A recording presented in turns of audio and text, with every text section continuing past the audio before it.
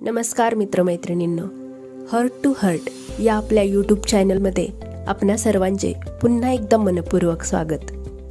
आजचा हा व्हिडिओ विद्यार्थी दशेत असलेल्या माझ्या सर्व मित्रमैत्रिणींसाठी, मग ते कोणत्याही वयोगटातील असोत, सर्वांसाठी या गोष्टी तितक्याच महत्त्वपूर्ण असणार आहेत.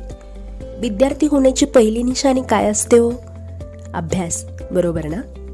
शाळेत पहिले पाऊल टाकल्यापासून हा अभ्यास आपल्या आयुष्यातील महत्त्वाचा जोडीदार बनतो. शाळेची सुरुवातीची वर्ष जरा खेळीमेळीचीच असतात, पण जसजसे आपले वर्ग वाढायला लागतात तसतसा अभ्यास पण थोडा कठीणतेकडे वाटचाल करायला लागतो. मग काही विद्यार्थ्यांना अभ्यास आवडतो, काहींना ना जास्त आवडतो ना कमी, ते मध्यम अवस्थेत असतात. पण काहींना खूपच जड वाटायला लागते, म्हणजे डोक्यावरूनच जाते म्हणायला हवे तर. का बरं होत असेल असे? कारण प्रत्येकाचा माइंडसेट म्हणा किंवा आवडीनिवडी म्हणा वेगवेगळ्या असतात. पण विद्यार्थी दशेत या गोष्टी आपल्याला तेवढ्या समजत नाहीत किंवा त्याकडे एवढं लक्ष जात नाही. असो, पण काहीही झाले तरी आपले शिक्षण पूर्ण होईपर्यंत आपल्याला अभ्यास तर करावाच लागणार, हो की नाही? भले तो आवडो अथवा न आवडो. खरं तर आपल्याला शिकून खूप मोठं व्हायचं असतं. आपली खूप सारी स्वप्न असतात की जी शिक्षणानेच पूर्ण होतात. खूप मोठ्या मोठ्या पगाराच्या नोकऱ्या मिळवायच्या असतात, कुणाला व्यावसायिक बनायचे असते. मग यासाठी एकच पर्याय असतो, चांगला अभ्यास. घरादारातूनही आपल्या मग एकच तगादा असतो, चांगला अभ्यास करा रे, उगीच टाइमपास करू नका, टिवल्या पावलात वेळ घालवू नका. पाहुणे सुद्धा जाताना सांगतात, बाळा अभ्यास चांगला कर हो. मग आपल्या मनात येते, हो तुम्हीच राहिला होता सांगायचे. होते ना केव्हा तरी तुमच्यासोबत पण असे. आता आपण थोडक्यात बघूया की अभ्यासाचा कंटाळा का येतो आणि नंतर त्यावरील उपाय बघूया. त्यामुळे व्हिडिओमध्ये सोडून दुसऱ्याच कुठल्या तरी व्हिडिओवर धाव घेऊ नका. हीच सवय तर आपल्याला खूप नडते. एखादा मिनिट एक व्हिडिओ बघायचा, ते पूर्ण न ऐकताच दुसरीकडे उड्या घ्यायच्या, त्यामुळे गोष्टी पूर्ण समजत नाही. असो, तर आपण बघत होतो अभ्यासाचा कंटाळा का येतो. थोडा वेळ केला की मन लगेच दुसरीकडे का धावते? अभ्यासाची फिक्स जागा नसते, पुरेशी झोप झालेली नसते, जास्त जेवण केले असेल तर पेंग येतो, मोबाईल जवळ असेल तर मन तिकडे धावते, नोटिफिकेशन्स वाजत असतात, घरातले किंवा एखादा मित्रमैत्रीणमध्येच बोलावते, मध्येच एखादी कुठली तरी गोष्ट आपल्याला आठवते, केव्हा तरी तहान भूक लागल्यासारखी वाटते. कधी कधी दिलेला अभ्यास समजतच नसतो, पण होमवर्क कंप्लीट करायचा म्हणून कसा तरी खरडायचं काम सुरू असते. या आणि अशा बऱ्याच गोष्टी आपले लक्ष वेधून अभ्यासात व्यत्यय आणत असतात. त्या आपल्याला ओळखता यायला हव्यात. एवढं केलं की तुमचं 50% काम तर असंच होऊन जाईल. आता आपण या कारणांवर काय काय उपाय करता येतील ते बघूयात. अभ्यासाला मूड नसेल तर आपल्याला वाटते चला काहीतरी मोटिवेशनल किंवा इन्स्पायर करणारं बघूयात. मग आपण 2-4 व्हिडिओज बघतो. त्याने थोडा वेळ अंगातले रक्त सळसळते आणि वाटते बस आता मी जिंकलोच म्हणून समजा. दिवस रात्र एक करून आता मी जीव तोडून अभ्यास करेन. आणि काही वेळ किंवा काही दिवस आपण करतोय, पण नंतर पुन्हा तेच, पुन्हा मूड जातो. मग पुन्हा मोटिवेशन घ्यायच्या मागे लागतो. मग अभ्यास राहतो बाजूला आणि मोटिवेशनवर मोटिवेशन सुरू होतं. मुलांनो, मोटिवेशन हे आंघोळीसारखं असतं. आज आंघोळ केली तरी उद्या करावीच लागते की नाही? तसंच हे मोटिवेशन आहे. खरी जादू तर तुमच्या आतच आहे. तुम्ही किती आणि काहीही केले तरी शेवटी अभ्यास तुम्हालाच करावा लागणार की नाही? म्हणून आधी स्वतःला ओळखा, स्वतःबरोबर थोडा वेळ घालून प्लॅनिंग करा. चला आता बघूयात की अभ्यास कंटाळवाना न बनता इंटरेस्टिंग कसा बनेल. अभ्यासाच्या डोक्यावर ओझे न वाटता हसत खेळत अभ्यास कसा होईल. एकाच वेळी सर्व अभ्यास पूर्ण करायचा अट्टाहास करू नका. यामुळे डोक्यावर खूप मोठे ओझे असल्यासारखे वाटते आणि काही करण्याचे मनच होत नाही. पूर्ण अभ्यासाचे 3-4 भागात विभाजन करा. समजा तुम्ही 1 तास अभ्यासाला बसणार असाल तर 55 मिनिटे कंटिन्यू बसा आणि 5 मिनिटाचा ब्रेक घ्या.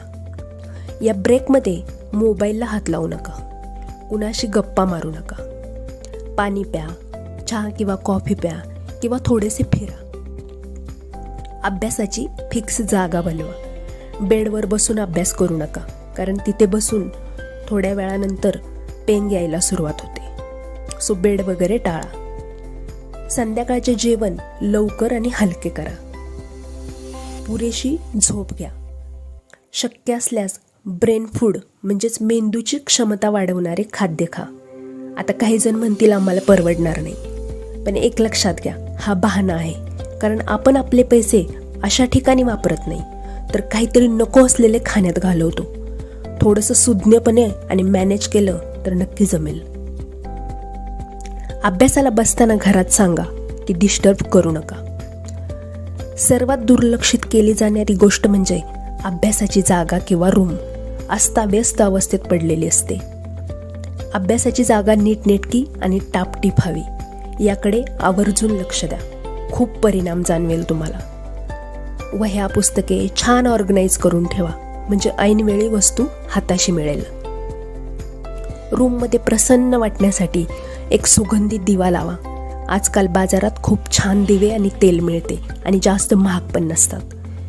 अभ्यासातील जे इम्पॉर्टंट पॉइंट्स असतात ते नेहमी डोळ्यासमोर राहतील अशा ठिकाणी चिटकवून ठेवा.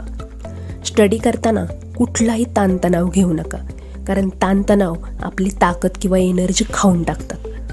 अभ्यासाला बसताना जवळ एक पाण्याची बॉटल ठेवा. अभ्यास करताना आपल्याला मध्येच काहीतरी दुसरी गोष्ट आठवते आणि मग मन तिकडे धाव घेते. तसे न करता आठवलेली गोष्ट एका पेपरवर लिहून ठेवावी आणि मनाला सांगावे की स्टडी पूर्ण झाला की मगच करेन. आता गंमत म्हणजे तुम्ही तुमचा मोबाईल वापरून खूप छान अभ्यास करू शकता आणि वेळही वाचवू शकता. तुम्ही तुमचा मेन स्टडी तुमच्या आवाजात मोबाईलमध्ये रेकॉर्ड करा. यामुळे तुम्हाला हेही समजेल की तुम्ही बोलता कसे. हे रेकॉर्डिंग मोकळ्या वेळात ऐकू शकता. स्टडीला बसायचा कंटाळा आला आहे असे जर कधी वाटले तर तुम्ही रेकॉर्डिंग ऐकू शकता. त्यामुळे वेळही वायाला जाणार नाही. आहे की नाही छान आयडिया? दिवसातला खूप सारा वेळ आपल्या इतर कामांमध्ये जात असतो, त्यामुळे या वेळात तुम्ही हे रेकॉर्डिंग लावून ऐकू शकता. तुम्ही केलेला स्टडी इतरांना सांगा, यामुळे तुमचंही पक्क होईल. आणि दुसरा फायदा म्हणजे तुमचं संवाद कौशल्य आपोआपच वाढेल. ही टिप्स तर खूपच कारगर आहे.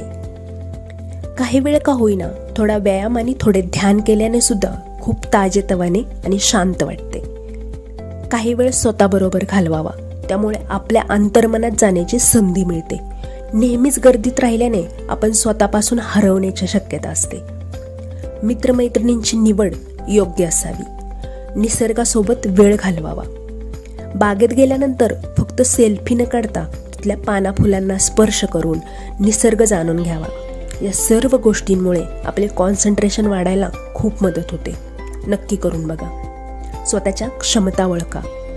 वाईट गोष्टीतही चांगल्या गोष्टी शोधा, म्हणजे मन दुःखी होणार नाही. आणि मन आनंदी ठेवाल तर अभ्यासही आनंदाचा होईल. आज आपण बघितलेल्या सर्व गोष्टी तुमच्या स्वतःच्या हस्ताक्षरात लिहून काढा आणि जिथे अभ्यासाला बसता तिथे समोर लावून ठेवा. एवढ्या जरी गोष्टी केल्या तरी तुम्हाला अभ्यास कंटाळवाना किंवा बोरिंग अजिबात वाटणार नाही. चला तर मग तुम्ही या सर्व गोष्टी केव्हा करणार आहात हे कमेंट बॉक्समध्ये नक्की सांगा. व्हिडिओ आवडल्यास लाईक, शेअर आणि कमेंट करायला विसरू नका. आणि अशाच नवनवीन व्हिडिओंसाठी चॅनल सबस्क्राईब करून ठेवा. धन्यवाद.